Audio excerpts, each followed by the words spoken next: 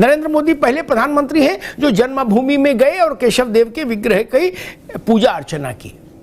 इसके जरिए सरकार, भारतीय जनता पार्टी, संघ परिवार क्या संदेश देना चाह रहा है? क्या मानकर चले कि अभी तो केवल झांकी है, काशी मथुरा बाकी है? क्या ये अगला चरण है? उसको पॉलिटिसाइज करके जिस तरह से as a prime minister pose किया जा रहा है, एज ए प्राइम मिनिस्टर दर्शाया जा रहा है, उससे भारत को कितना बड़ा फायदा होने वाला है ये बता दीजिए अमिताभ अग्निहोत्री जी। आपने अपनी बात रख ली, ठीक। अब मैं बता देता हूं। नेहरू जी से लेके और मनमोहन सिंह तक सरकारी पैसे से सरकारी निवास में, जोशी जी आप भी सुन लेना, रोजा इफ्तार होता था। उससे भारत को कितना लाभ हुआ ये आज तक किसी ने श्वेत पत्र जारी नहीं किया। पैसा तो मेरा गया, प्रधानमंत्री अपनी तनख्वाह से किया। राष्ट्रपति, अरे रुकिए राष्ट्रपति, रुकिए भाई, आप तो दूर से देखे होंगे, मैं जाके अटेंड करके बोल रहा हूं, ठीक है ना? कितना लाभ हुआ देश को? अरे रुको भाई, कितनी नौकरी बढ़ी उससे, रोजा इफ्तार से कितने लाख रोजगार बढ़े, कितने किलो, 1000 किलोमीटर सड़कें बन गई रोजा इफ्तार करने से, आज तक नहीं बताया किसी ने।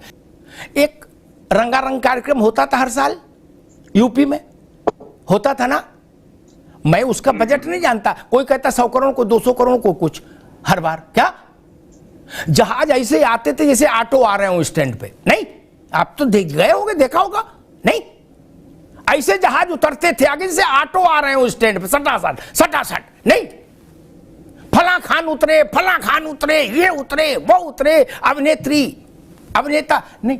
उससे देश प्रदेश को कितना लाभ हुआ, आलू की फसल को कितना लाभ हुआ, मटर को कितना लाभ हुआ, किसानों का कर्ज कितना कम हुआ, वो नृत्य नाटिका देख के फिर ये सवाल भी नहीं उठेंगे।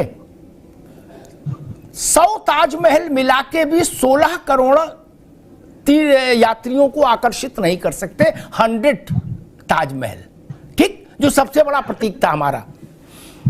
गोवा जो भारत का सबसे बड़ा डेस्टिनेशन है टूरिज्म का, जोशी जी आप तो प्रोफेसर हो, आपको तो समझ में आ ही जाएगी बात, उसमें आए 2.25 करोड़, क्या यानी गोवा से 6 गुना ज्यादा। इससे रोजगार बढ़ता है, इससे लोगों को काम मिलता है, इससे विकास का पहिया घूमता है, इससे थाली में रोटी पहुंचती है। मतीन साहब, मुसलमान की थाली में भी इसी से रोटी पहुंच रही बनारस में, और हिंदू की भी। मतीन साहब, सारे प्रधानमंत्री को लाइन में खड़ा कर दिया, वो सेकुलर फैब्रिक को बचा रहे थे, वो नहीं चाहते थे कि आपसी मतभेद हो। मैं हैरान हूं, कैसी सोच है। रामलला के दर्शन इसलिए नहीं किए पुराने प्रधानमंत्रियों ने क्योंकि वो सेकुलर फैब्रिक बचा रहे थे। वो जामा मस्जिद गए, मौजूदा इमाम के, बड़े इमाम के अब्बा हुजूर के कदम बोसी करके आए, उससे फैब्रिक मजबूत हो रहा था। बड़े ज्ञानी पाए आ गए इस देश में तो भाई। वो अजमेर शरीफ सर पे टोकरा रख के गए, उससे फैब्रिक मजबूत कर रहे थे। फैब्रिक जोड़ो फेविकोल अभियान चला रहे थे। रामलला के दर्शन कर लेंगे तो देश टूट जाएगा। जिन लोगों का ऐसा मिजाज था, आज वो वोट के तराजू में न तोला में बचे न माशा में बचे, तुल गए सब। गलत कह रहा हूं क्या? ये प्रश्न अब देश में नहीं बिकेगा। इस प्रश्न को उछालने वाले लोगों को देश अस्वीकार कर चुका है।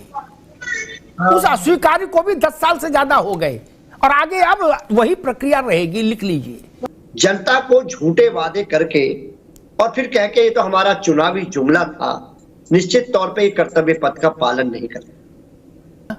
गाना बजाना पे करोड़ों खर्च हो जाए, रात रात भर वहां मुजरा चले, वो कर्तव्य पथ है? वो कौन सा पथ है महाराज? ये लक्षण ठीक नहीं है ना। बगल में राम नहीं है, बगल वाले देश में बाग, उसका क्या हाल है?